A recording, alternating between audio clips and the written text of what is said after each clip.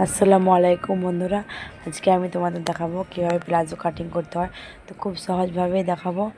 তো ভিডিওটি স্কিপ না করে ফুল ভিডিও দেখার চেষ্টা করবে। খুব সহজভাবে, একদম সহজভাবে প্লাজো কাটিং যারা নতুন আছে তারাও শিখতে পারবে। তো ভিডিওটা কেউ স্কিপ করবে না, ফুল ভিডিও দেখার চেষ্টা করবে। খুব সহজভাবে প্লাজো কাটিং করে দেখাবো। তো বেশি কথা না বলে চলো ভিডিওটা শুরু করা যাক। এখানে কাপড়টা 4 ভাঁজে ভাঁজ করে নিয়েছি, একটা দুটো ভাঁজ। এখানে জয়েন্ট কাপড়টা 4 ভাঁজে ভাঁজ করানো আছে। কাপড়টাকে ভাঁজ করানোর পর এখানে দেখো লম্বাতে আমরা এখানে একটা বেল্টে 2 ইঞ্চি আগে দাগ দিয়ে দিয়েছি। এখানে বেল্ট, এখানে লম্বাতে কাপড়টা 4 ইঞ্চি দাগ নিয়ে নেবো। 4 ইঞ্চি দাগ দেওয়ার পরে দেখছো লম্বাতে কাপড়টা 4 ইঞ্চি দাগ দেওয়া হয়ে গেছে। তো দাগ দেওয়ার পর কাপড়টাকে আমরা তল দিয়ে মুড়ে নেব।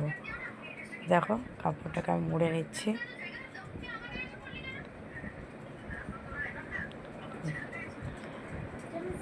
দেখতে পাচ্ছ কাপড়টা তল দিয়ে মোড়ানো চলছে। মোড়ানোর পরে আমরা এখানে প্রথমে 2 ইঞ্চি বেল্টের জন্য 2 ইঞ্চি দাগ দিয়ে দিয়েছি। ইলাস্টিক লাগানো হবে। তারপরে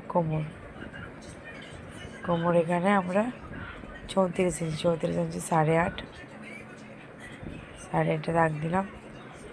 2 ইঞ্চি এক্সট্রা, এখানে 2 ইঞ্চি, সবসময় 2 ইঞ্চি এক্সট্রা নেওয়ার চেষ্টা করবে। 2 ইঞ্চি এক্সট্রাতে দাগ দেওয়ার পরে এখানে আবার আমরা অলরেডি 1 ইঞ্চি সেলাইয়ের জন্য দাগ দেবো। তো আমরা এখানে 1 ইঞ্চি সেলাইয়ের জন্য দাগ দিয়ে দিয়েছি। তো এখানে কোমরের মাপটা নিচে টোটাল আমাদের কোমর মাপ নেওয়া হয়েছে 14 ইঞ্চি। 14 ইঞ্চি কোমরের মাপটা নেওয়ার পরে এবার আমরা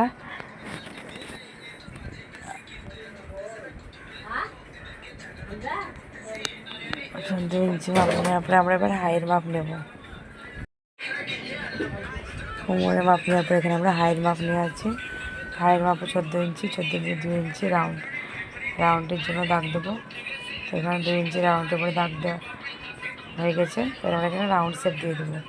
সুন্দরভাবে একটা রাউন্ড শেপ দিয়ে দিলাম। সেখানে এখান থেকে আমরা নিচের জন্য ওখানে মিলিয়ে নেব। তো এখানে লম্বাতে আমরা নিয়েছিলাম 39 ইঞ্চি। লম্বাতে এখানে দেখো 39 ইঞ্চি নিয়েছি। 1 ইঞ্চি এক্সট্রা সেলাইয়ের জন্য। তো এখানে আমরা দাগ দিয়ে দিয়েছি। এখানে নিচে 1.5 ইঞ্চি রাউন্ড শেপ দিয়ে দেবো। নিচে 1.5 ইঞ্চি রাউন্ড শেপ দিয়ে দিয়েছি। রাউন্ড শেপ দেওয়ার পরে আমরা দাগ দিয়ে দিয়েছি। এদিকে যে মোড়ানো ছিল কাপড়টা আমরা শার্ট করে নেব। দেখতে পাচ্ছ যে তল দিয়ে মোড়ানো ছিল কাপড়টা শার্ট করে নিচ্ছি।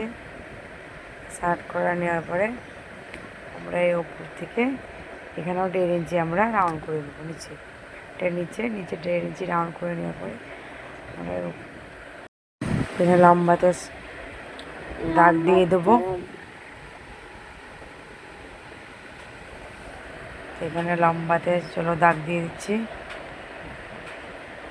লম্বাতে দাগ দেওয়ার পরে দেখতে পাচ্ছি সব দাগ দেওয়া কমপ্লিট হয়ে গেছে। তারপরে এটা আমাদের কাটার পালা। এটাকে আমাদের এবার কেটে নেওয়া দরকার। তো কি চলো এটা বলবো, প্লিজ চ্যানেলটাকে সাবস্ক্রাইব করবে। তো চলো কেটে নিচ্ছি এটা।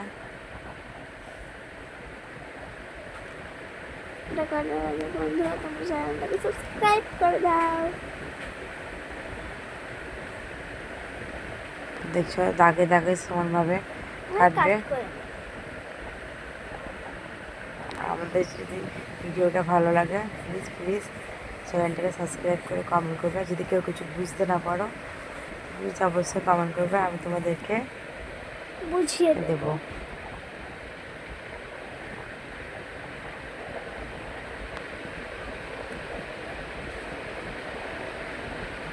দেখো 2 পাশ কাটানো হয়ে গেছে।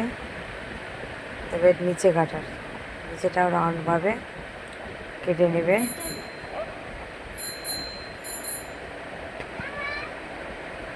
আমরা কাট করেছি। দেখো কাটা হয়ে গেছে আমাদের। আমরা এটা দুপাশভাবে দুপাশে শার্ট করে মিলিয়ে নেব। তারপর আমরা দুই সাইডে সেলাই পড়বে। সেলাই দেখার জন্য নেক্সট ভিডিও